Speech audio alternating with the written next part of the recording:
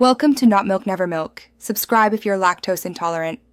In this video, I will explain how to make ice cream with avocado. This delightful dessert is surprisingly simple, requiring just a few key ingredients. You'll need 3 ripe avocados, 1 cup of rich heavy cream, and about half a cup of sweetened condensed milk for that perfect sweetness. Don't forget a tablespoon of fresh lime juice. It brightens the flavor and helps maintain that beautiful green color. Having all your ingredients chilled beforehand is a small but important step for achieving the creamiest texture. Now, let's create our luscious ice cream base. First, carefully have your 3 ripe avocados, remove their large pits, and scoop all that creamy green flesh into a high-speed blender.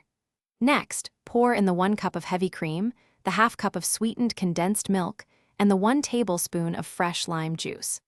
Blend these ingredients together until the mixture is perfectly smooth and velvety, ensuring no avocado chunks remain. This step is crucial for a silky smooth final product.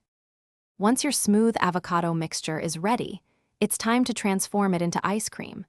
If you have an ice cream maker, simply pour the mixture in and churn it according to your machine's specific instructions, usually for about 20 to 30 minutes.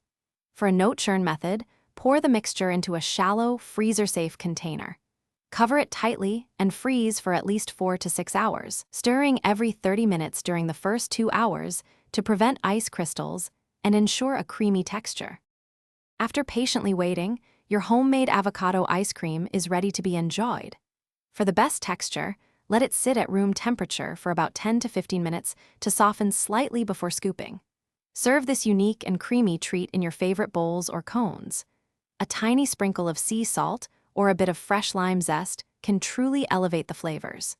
Store any remaining ice cream in an airtight container in the freezer for up to 1 week, ensuring it stays fresh and delicious.